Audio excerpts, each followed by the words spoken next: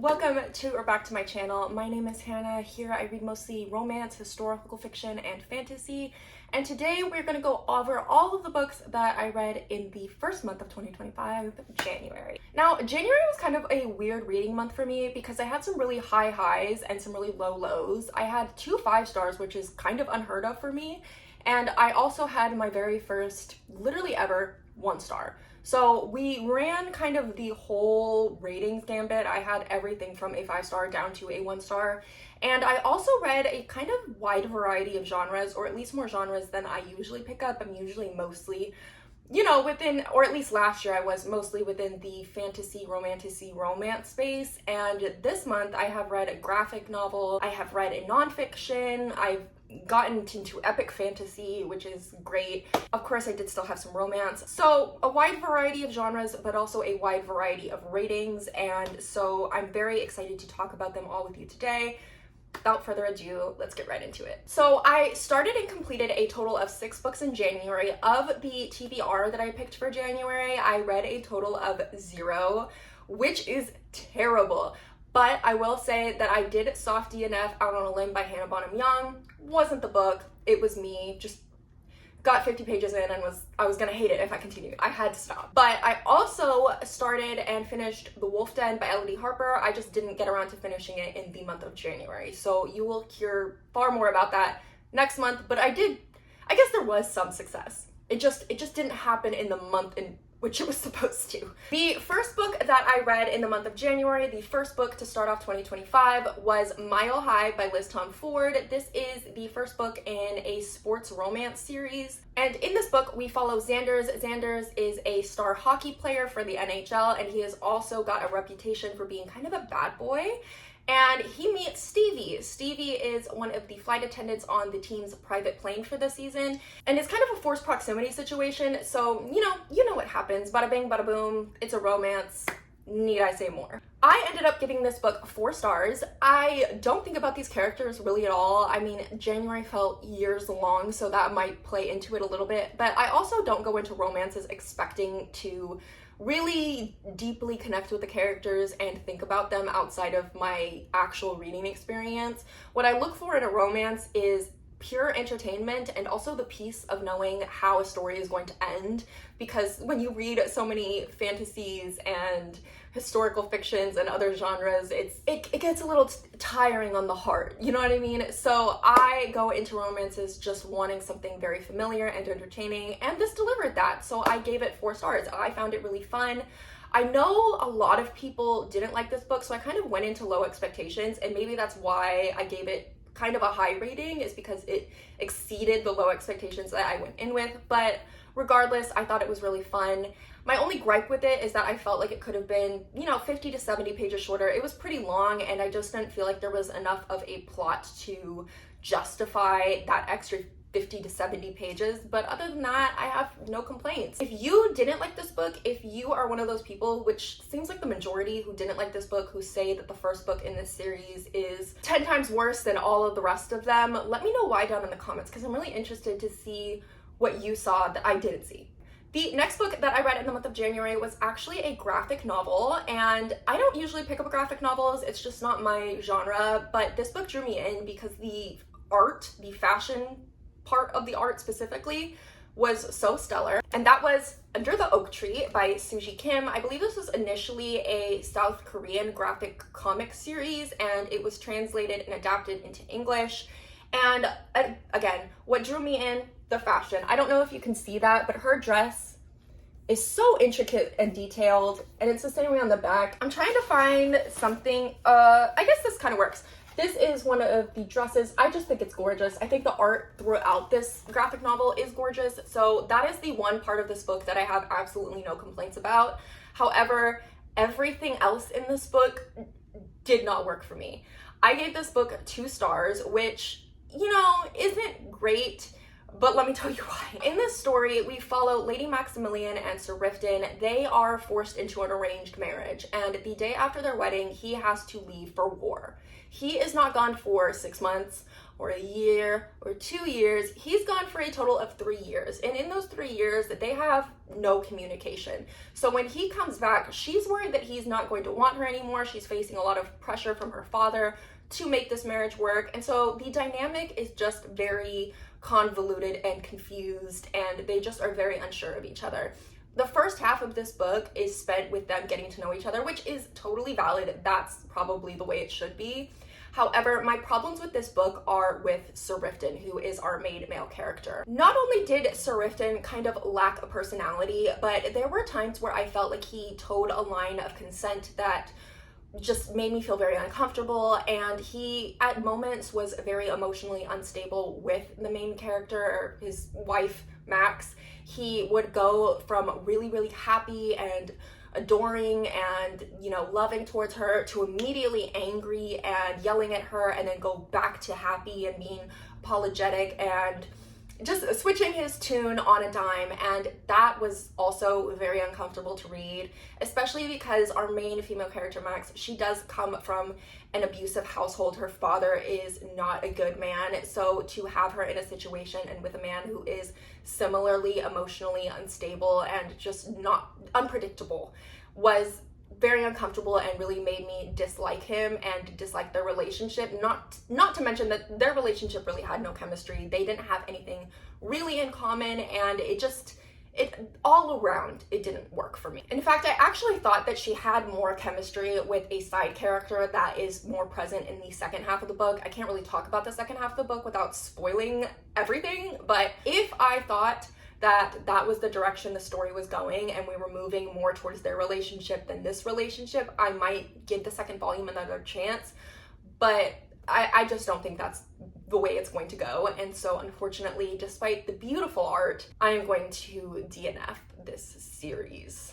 The next books that I want to talk about, these were my 5 stars of the month. These are books that changed the definition of a 5-star read for me. I am so serious. I did not know how good a book could be until I picked up this series. And that is The City of Brass by S.A. Chakraborty and The Kingdom of Copper by S.A. Chakraborty. These are books 1 and 2 in the Daevabad trilogy. This is an epic fantasy trilogy set partially in 18th century Cairo and partially in the magical city of Daevabad. We follow Nari. Nari is a con woman. She has had to grow up pretty rough. She doesn't remember a lot about her past. She has no family, and so she's done what she's needed to do to survive. And while she's doing one of her cons, she accidentally summons a djinn named Dara. Now, Dara has a very complex history of his own, one which he will explore throughout the series, but when he meets Nari, he begins to suspect that she may have some hidden heritage, which, if true, would be very game-changing for the magical world from which he comes. Given those facts, Dara whiffs Nari away to Daevabad, where she is forced to deal with a lot very quickly. She is thrust from a human world into a magic world. She is suddenly part of this very influential family. And not only that, she is forced to learn how to play court politics very, very quickly. Now, Daevabad is a city under tension. The line between peace and conflict is paper thin, and prejudice enforced by centuries of tribal conflict is, just a match waiting to be lit. So Nari is playing a very dangerous game here. There's a lot of character work. I think that is something that S.A. Chakraborty is such a master at, is dialogue between characters and just character work in general. There are conversations that happen in these books that I think about all the time. These are characters that I think about all the time. I will be on my way to work thinking about them, doing school thinking about them, washing the dishes and thinking about them. They are so deeply human and they feel so real. The world, the magic system, all of that feels real. This is a world with history. This is a world that feels lived in. This is a world where the characters we follow in these particular books feel like just one chapter in Daevabad's long history, and these stories that we don't get to see are ones that I want to see. Think of kind of the same way that people wanted to see House of the Dragon just to see what the Targaryens were like at their height, or people want to see the Marauder story because they want to see the story, the love story between James and Lily. I want to see similar things from this trilogy, and so I will read anything that S.A. Chakraborty writes at this point. The Adventures of Amina Al-Sarafi, which is her another series. I'm not sure if it's at all related to this one. already on my TBR. I'm just waiting for that second book to come out, so if I finish the first, I have more content. But otherwise, I thought that this was so beautiful. The writing is beautiful, the characters are beautiful. I just highly, highly encourage that if you like any type of court political fantasies, if you prefer political fantasies, especially to more action-based fantasies, this is the series for you, and I don't see it talked about enough. So please, please, if you take any recommendation from me, go read The Day of a Bad Trilogy by S.H. Chakraborty. 5 stars. The next book that I picked up in January is actually a nonfiction. I'm kind of trying to read one nonfiction a month this year. I used to really love the genre, and then I stopped for whatever reason, and you know, my fiction shelves have grown, but my nonfiction has not. So that is the goal, and for this month, I picked up The Intersectional Environmentalist by Leah Thomas. Now, this is kind of an intro guide to intersectionality and environmentalism and how the two work together. It has a lot of resources for you to go and further explore, but this doesn't really dive too deep into any one thing, and that was my main issue with it. I gave this book 3.5 stars. It's not that I didn't enjoy it or didn't find anything meaningful in it. However, I did know a lot of that stuff going in, so this book just didn't hit the way that I wanted it to. I also kind of was wanting something that dived a little bit deeper into these topics, and I just don't think this book was intended for that. In this case, it was my fault. I went in with the wrong expectations, and so that, again, my fault.